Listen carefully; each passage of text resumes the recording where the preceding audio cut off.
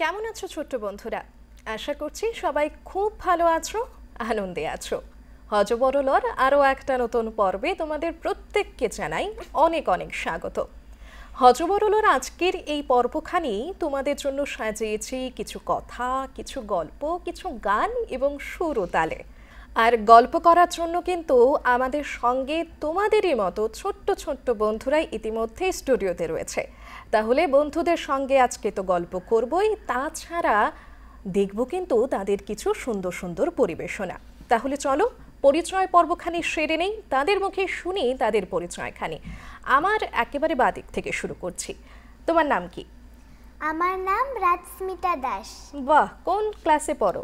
আমি ক্লাস 3-তে পড়ি। কোন স্কুলে পড়ো? হলিক্রস স্কুলে পড়ি। আর আজকে আমাদের কি শোনাবে? আজকে আমি একটি গান শোনাবো। বাহ, তার পরবর্তীতে তোমার নাম কি? আমার নাম মদ্রিজা দি। তুমি কোন ক্লাসে পড়ো? ক্লাস 2, কোন স্কুলে? হলিক্রস স্কুলে। আর আজকে কি শোনাবে? আবৃত্তি। বাহ, তাহলে আমরা কিন্তু সবার গান আবৃত্তি শুনবো। আর একটু পরিচয় বাকি রয়েছে। একদম ডান দিকে তোমার নাম কি? আমার নাম সাগ্নিক রায়। কোন ক্লাসে পড়ো? আমি ক্লাস 9-এ পড়ি। কোন স্কুলে? রামকৃষ্ণ মিশন বিদ্যালয়। আজকে কি শোনাবে আমাদের? আজকে আমি প্রথমত রাগ ইমনে আলাপ করে এক তালে একটি বন্দি শোনাবো, তারপর 3 তাল জোর জ্বালা বাজিয়ে একটা গান বাজাবো, যার নাম হলো ব্রজগোপী খেলে হরি। এটি একটি নজরুল গীতি। আচ্ছা, মানে তুমি আমাদের বাঁশি শোনাবে। আর এরপরে পোশাক দেখে বোঝা যাচ্ছে নাচ করবে। তোমার নাম কি? বর্ণাদ্রি দেব। কোন ক্লাসে পড়ো? ক্লাস 3, কোন স্কুলে? শ্রী শ্রী রবিশঙ্কর বিদ্যা মন্দির। আচ্ছা, বর্ণাঢ্যির নাচও কিন্তু আমরা দেখব। তারপরে কি নাম? শুভাঙ্গী দাস। কোন ক্লাসে পড়ো? ক্লাস 2, কোন স্কুলে? শ্রী শ্রী রবিশঙ্কর বিদ্যা মন্দির। আর কি শোনাবে আজকে? আবৃত্তি।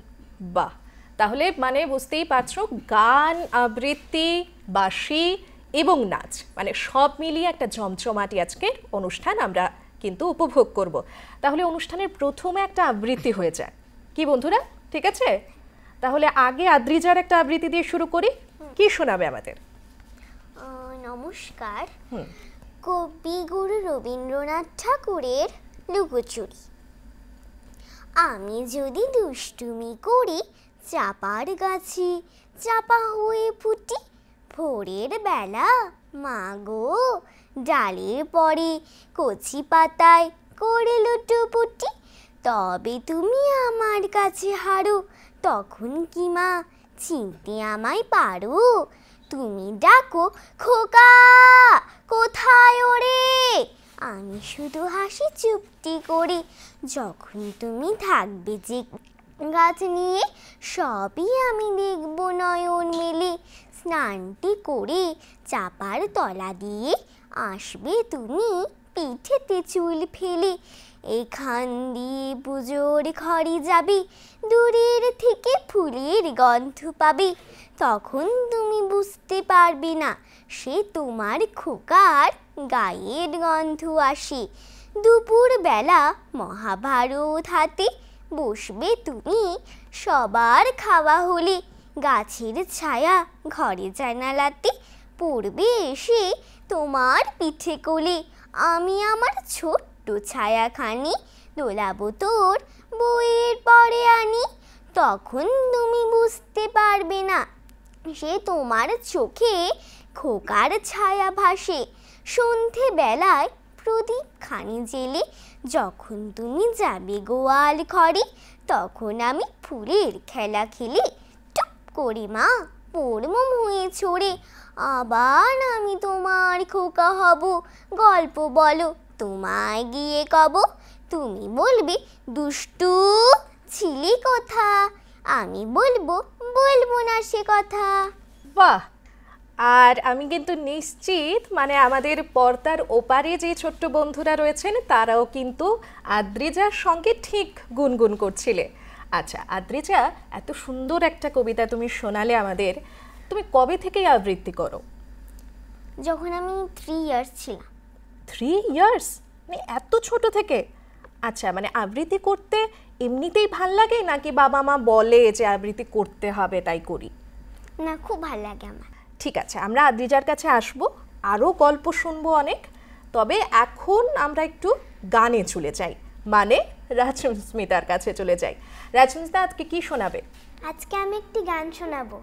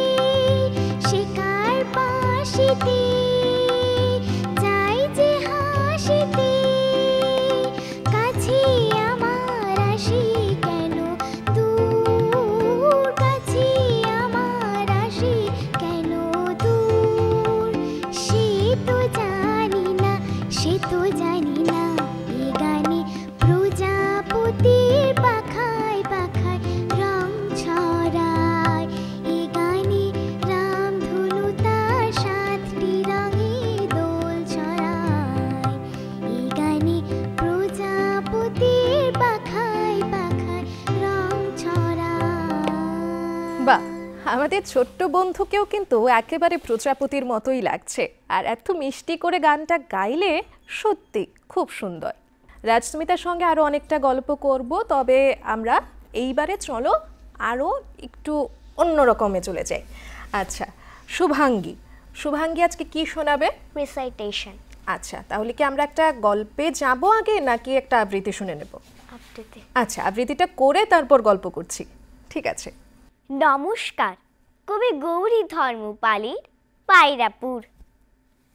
একতলার ওই পায়রাপুরে কাল দেখেছি রাত দুপুরে পায়রা বাবার পায়জামা দিচ্ছে তালি পায়রা মা, লাল কালিতে দিচ্ছে দাগ পায়রা খুকু প্রথম ভাগ, পায়রা খোকার উস্কানিতে নাচছে ফুরি ফুলদানিতে, পায়রা দিদি ছাই শাড়িতে গেসা শিলই দুই শাড়িতে, চশমা চোখে পায়রা দাদা ছাড়ছে বয়ে নোংরা কাদা, শুকনো রোগা পায়রা চাকুর বকছে একা বকুর বকুর, আলগা পালক পায়রা ঝি ঘুরিয়ে দেখে আয়নাটি, পায়রা দাদুর ফুল ধুতিতে চায়নাটি আর তিন পুঁতিতে আঁকছে কাকের বগের ঠ্যাং, পায়রা জামাই চিৎপটাং।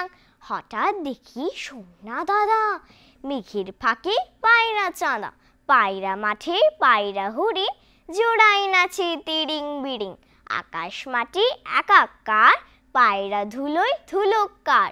পড়লো ধুলো চোখ দুটোতে, পায়রা বাঁশের এক ফুটোতে। ভাঁজতে ভাঁজতে পায়রা সুর, মিলিয়ে গেল পায়রাপুর। বাহ, খুব সুন্দর একটা আবৃত্তি শোনালে। আচ্ছা শুভাঙ্গী, মানে আবৃত্তি মানেই তো বড় বড় কবিতা, আর সেইগুলোকে মুখস্থ করতে হয়। মানে তাহলে কতক্ষণ মোটামুটি প্র্যাকটিস করতে হয় প্রত্যেক দিন? 2 বার। 2 বার করো? মানে পুরোটা আবৃত্তি 2 বার করলেই তোমার মোটামুটি মুখস্থ হয়ে যায়। আর পড়াশোনা তো অবশ্যই আছে, স্কুলে পড়ছো, প্রত্যেক দিন পড়াশোনা করতে হচ্ছে, তার পাশাপাশি আবার আবৃত্তি। কিভাবে তুমি মানে সবটাকে ম্যানেজ করো? হয়ে যায় মানে নিজের থেকেই হয়ে যায়, যখন ভাল লাগে একটু আবৃত্তি করে নিলাম, যখন ভাল লাগে একটু পড়ে নিলাম, তাই না? বাহ। আচ্ছা শুভাঙ্গী থেকে কিন্তু আরও আবৃত্তি শুনবো, তবে এইবার চলে যাই শাগনিকের কাছে। আচ্ছা শাগনিক, তুমি আমাদের বাঁশির বাদন শোনাবে। তাহলে আগে বাদন শুনে নেই, তারপর তোমার সাথে গল্পে ফিরছি। ঠিক আছে।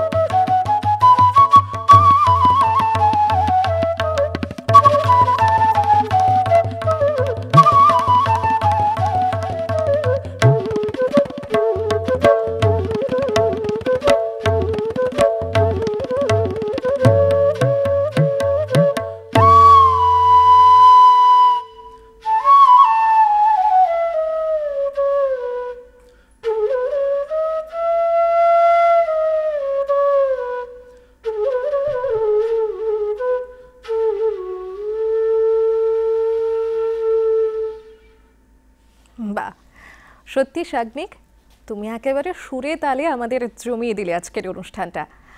আর তোমার থেকে একটু জানবো, যেহেতু তুমি বললে ক্লাস 9-এ পড়ো, মানে পড়াশোনার একটা বিরাট চাপ আছে এই মুহূর্তে, তার সঙ্গে বাঁশি বাজানো অনেকটাই প্র্যাকটিসের প্রয়োজন।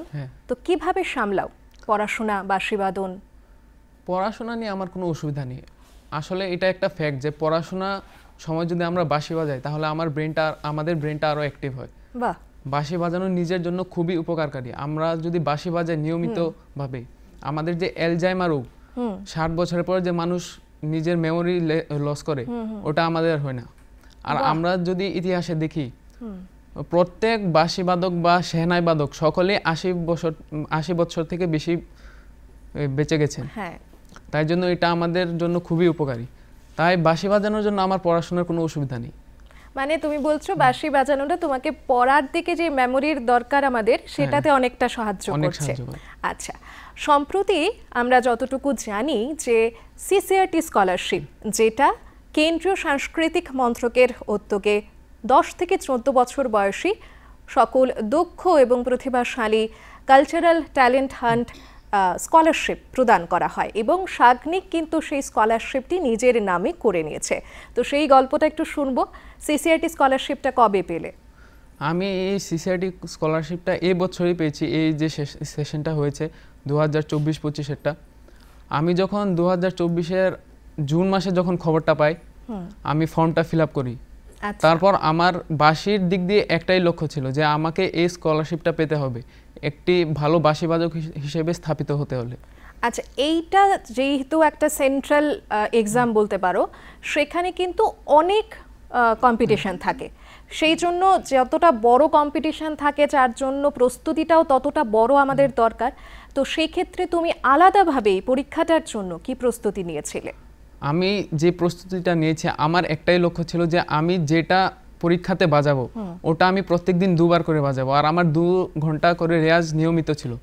আচ্ছা, 2 ঘন্টা রেয়াজ আমি ডেলি করতাম। তুমি বাঁশি বাদনটা কবে থেকে করছো? এই 2022 সাল থেকে। 2022 সাল থেকে। আচ্ছা, কার কাছে শেখো? শ্রী বাবুল দেবনাথ।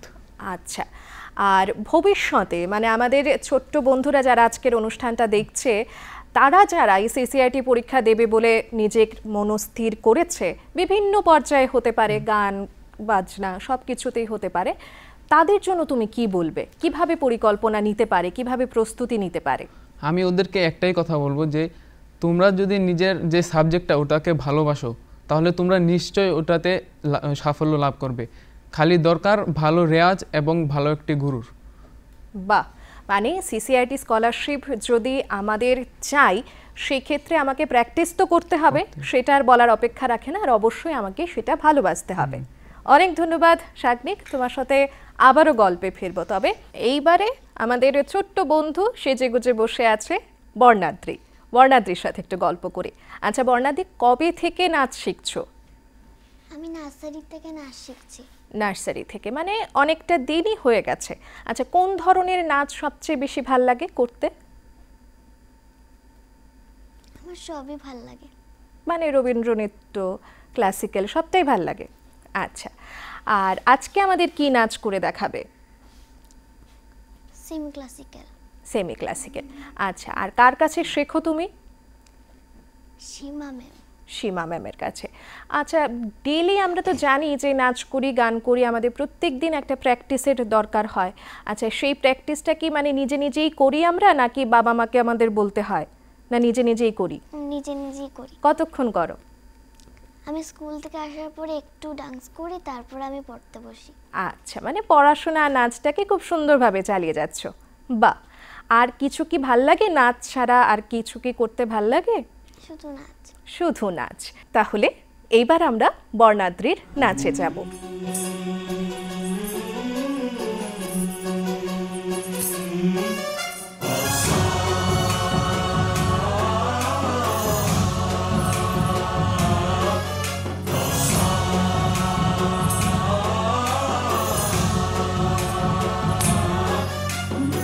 गणनायकाय गणदैवताय गणाध्यक्षाय धीमहि गुणशरीराय गुणमण्डिताय गुणेशानाय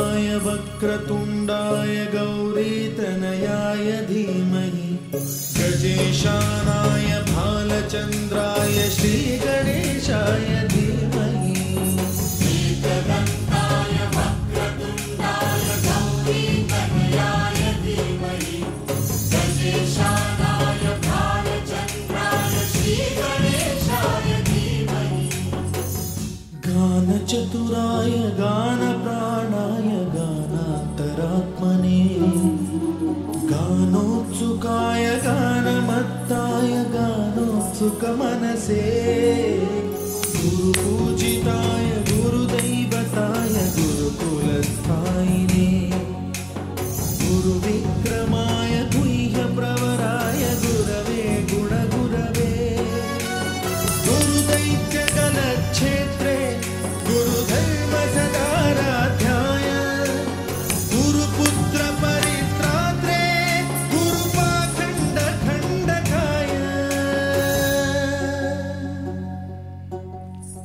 गीतसाराय गीततत्त्वाय गीतगोत्राय धीमहि गूढगुल्फाय गन्धमत्ताय गोजयप्रदाय धीमहि गुणातीताय गुणाधीशाय गुणप्रविष्टाय धीमहि एकदन्ताय वक्रतुण्डाय गौरीतनयाय धीमहि गजेशानाय भालचन्द्राय श्रीगणेशाय धीमहि एकदन्ताय वक्रतुण्डाय गौरीतनयाय धीमहि गजेशानाय भालचन्द्राय श्रीगणेशाय धीमहि।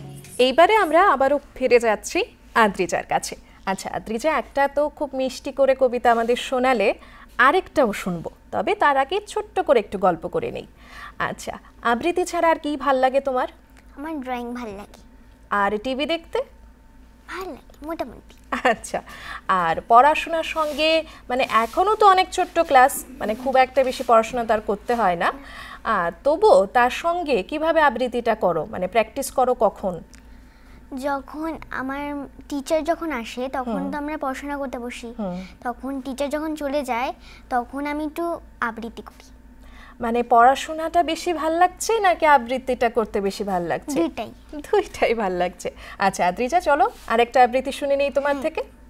নমস্কার, কবি সুকুমার রায়ের জীবনের হিসাব।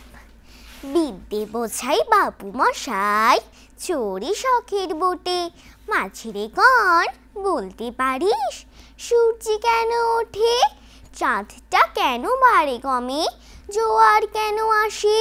বৃদ্ধ মাঝি অবাক হয়ে ফেলফেলিয়ে হাসি। বাবু বলেন, সারা জনম মূল্যে রে তুই খাটি, জ্ঞান বিনা তোর জীবনটা যে চাড়িয়া নাই মাটি। খানিক বাদে কহেন বাবু, বলতো দেখি ভেবে, নদীর ধারা কেমনে আসি, পাহাড় হতে নেবে। বলতো কেন লবণ পোড়া সাগর ভরা পানি। মাঝি সে কয়, আরে মশাই অত কি আর জানি। বাবু বলেন, এই বয়সে জানিস নিও তাকি, জীবনটা তোরে নেহাত খেলো অষ্ট আনাই ফাঁকি। আবার ভেবে কহেন বাবু, বলতো ওরে বুড়ো, কেন এমন লেখা যায় আকাশের ওই চূড়ো। বলতো দেখি, সূর্য চাঁদে গ্রহণ লাগে কেন। বৃদ্ধ বলে, আমায় কেন লজ্জা দিচ্ছেন হেন। বাবু বলেন, বলবো কি আর, বলবো তোরে কি তা, দেখছি এখন জীবনটা তোরে 12 আনায় বৃথা। খানিক বাদে ঝড় উঠেছে, ঢেউ উঠেছে ফুলে। বাবু দেখেন নৌকোখানি ডুবলো বুঝি দোলে। মাঝিরে কন, এই কি আপদ ওরেও ভাই মাঝি, ডুবলো নাকি নৌকা এবার, মরবো নাকি আজি। মাঝি সুথায় সাঁতার জানো, মাথা নাড়েন বাবু। মূর্খ মাঝি বলে, মশাই এখন কেন কাবু, বাঁচলে শেষে আমার কথা হিসেব করু বিছে, তোমার দেখি জীবন খানা 16 আনাই মিছে। নমস্কার। বাহ, ভারী বড় কবিতা, মানে মুখস্থ করতে কিন্তু কষ্ট হয় নাকি মজাই লাগে? মজাই লাগে। আচ্ছা, বেশ, খুব সুন্দর লাগলো আদ্রিজা। আর তুমি তোমার আবৃত্তিকে নিয়ে অনেক দূর এগিয়ে যাও, এটাই আমাদের শুভকামনা থাকবে। আচ্ছা, এইবারে একটু গানে ফিরে যাই। আচ্ছা রাজস্মিতা, এইবার একটু গল্প করি আগে, তারপর গানে যাব। আচ্ছা, তুমি কবে থেকে, মানে বললে তো অনেক ছোট থেকে করছো, আর কার কাছে শেখো তুমি? আমি আমার মার কাছেই শিখি। মানে মার কাছে বাড়িতেই শেখো? হ্যাঁ। আচ্ছা, আর আমরা যতটুকু জানি তুমি কিছুদিন আগেই আমাদের বহির্রাজ্যে একটা রিয়েলিটি শোতে তুমি পার্টিসিপেট করেছিলে, এবং শুধু পার্টিসিপেটই করনি, তুমি সেখানে উইনার হয়েছো। আচ্ছা, সেই গল্পটা একটু শুনবো। মানে কবে গেলে, কোথায় গেলে, কতজন পার্টিসিপেন্ট ছিল? আমি আমি ফ্লাইটে করে গেছি। আচ্ছা, আর কে অনেক ভালো গান করেছি, আর অনেকজনই আছিল। আচ্ছা, আর যখন তুমি উইনার হয়ে গেলে সবার মাঝখানে, তখন তোমার কেমন লাগলো? আমার অনেক ভালো লেগেছে। বাহ, আর সঙ্গে মা বাবা তো নিশ্চয়ই ছিল? হ্যাঁ, ছিল। আচ্ছা, আর কোন গানগুলো তুমি মোটামুটি গেয়েছিলে ওখানে, মনে আছে কিছু গান? হ্যাঁ, কেমন ধরনের গান গেয়েছিলে? আমি প্রথমে মনেরও নাম মধুমতি গিয়েছি, এরপরে সাত ভাই চম্পা, এরপরে না ধীরে ধীরে দা তুম না তুম, এরপরে মাধবী মধুপে হলো মিতালি। বাহ, মানে বেশ কঠিন কঠিন গান গাইলে। আচ্ছা, সবগুলো মাই শিখিয়েছে তোমাকে? তুমি বাইরে তো অবশ্যই গান করছো, এখানেও করছো। আচ্ছা, এছাড়া আর কি ধরনের গান গাইতে ভাল লাগে? মানে রবীন্দ্রসঙ্গীত, নজরুল গীতি, এগুলো কি গাও? না, বেশি গাই না। আচ্ছা, এখন তাহলে আমাদের কি গান শোনাবে তুমি? এখন আমি না ধীরে ধীরে দা তুম না তুম আচ্ছা গানটি শোনাবো। আচ্ছা, চলো শুনি তাহলে। থেই থেই তা থেই তা থেই তা তা থেই থেই থেই তা থেই তা থেই তা থেইয়া থেইয়া কাট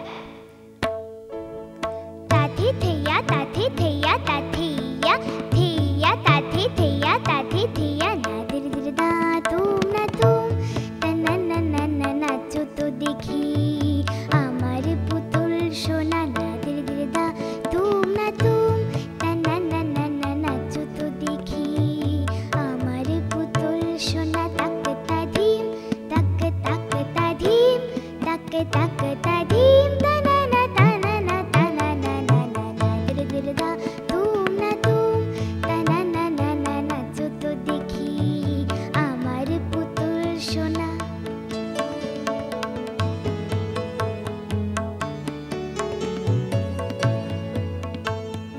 সাইবেরিয়া থেকে শীত বল্লুক, আফ্রিকা থেকে এলো কালো উল্লুক। সাইবেরিয়া থেকে শীত বল্লুক, আফ্রিকা থেকে এলো কালো উল্লুক। অস্ট্রেলিয়া থেকে এলো ক্যাঙ্গারু, হাতি এলো, ঘোড়া এলো, এলো সজারু। নাচো দেখি ওরা খুশি হলে ঢেলে দিয়ে যাবে যে তোকে কত না সোনা দান। না ধীরে ধীরে দা তুম না তুম তা না না না না নাচো তো দেখি আমার পুতুল সোনা না ধীরে ধীরে দা তুম না থে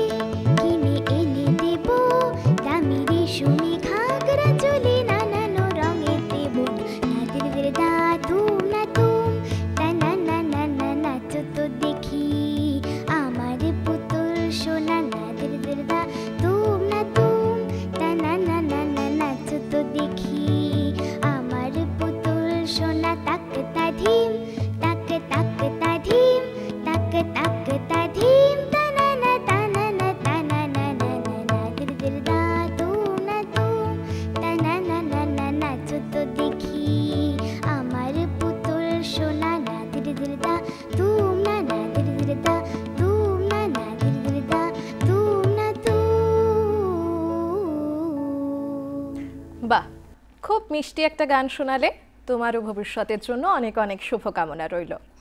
আচ্ছা, এইবারে আমরা আবারও ফিরে যাই একটা আবৃত্তিতে। আচ্ছা শুভাঙ্গী, একটা আবৃত্তি তো শুনলাম, তোমার সঙ্গে কিছু গল্পও করে নিলাম আমরা, আর এখন চলো আরেকটা আবৃত্তি শুনি, তারপর আরও একটু গল্প করব। নমস্কার, কবি সুকুমার রায়ের ঠিকানা। আরে আরে জগমোহন, এসো এসো এসো, বলতে পারো কোথায় থাকে আদ্যানাথের মেশো?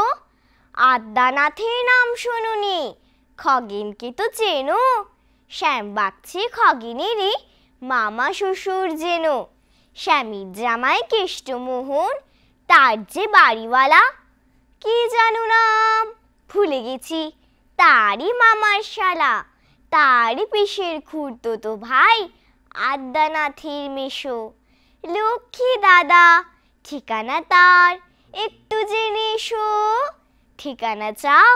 বলছি শোনো, আমরা তলার মুড়ে 3 মুখুতির রাস্তা গেছি, তারই একটা ধরে চলবে সিধে নাক বরাবর, ডান দিকে চোখ রেখে চলতে চলতে দেখবে শেষে রাস্তা গেছে বেঁকে।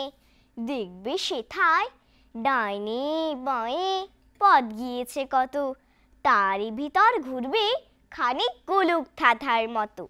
তারপরেতে হঠাৎ বেঁকে ডাইনে মোচড় মেরে ফিরবে আবার বাঁয়ের দিকে, 3টে গলি ছেড়ে, তবেই আবার পূর্বে এসে আমরা তলার মোড়ে।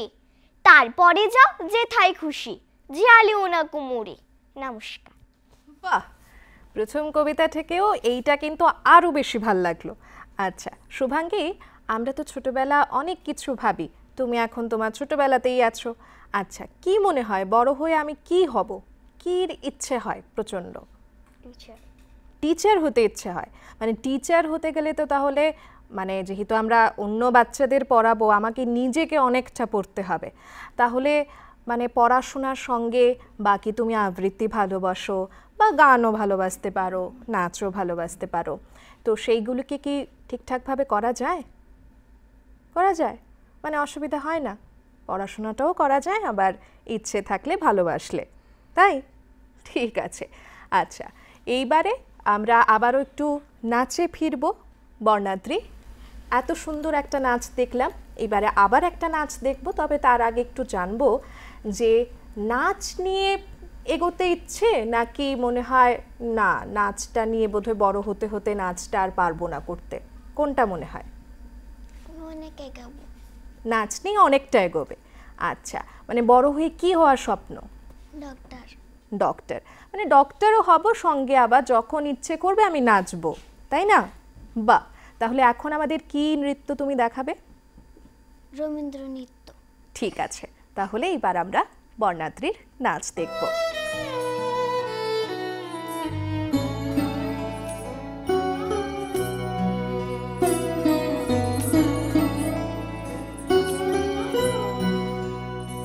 আজি শরত তপনে প্রভাত স্বপনে, কি জানি পরাণ কি যে চায়।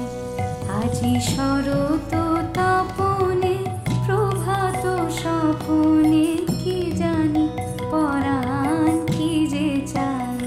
ওই সে ফালির শাখে কি বলিয়া ডাকে, বিহগ বিহগে কি যে গাইব, কি জানি পরাণ কি যে চায়।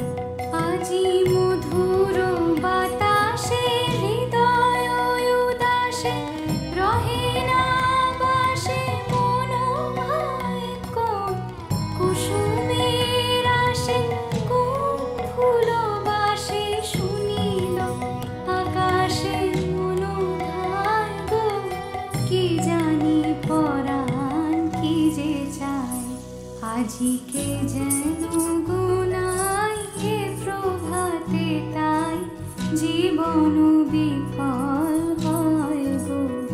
তাই চারিদিকে চায় মনকে বিগায়, নহে নহে নহে গো, তাই জীবন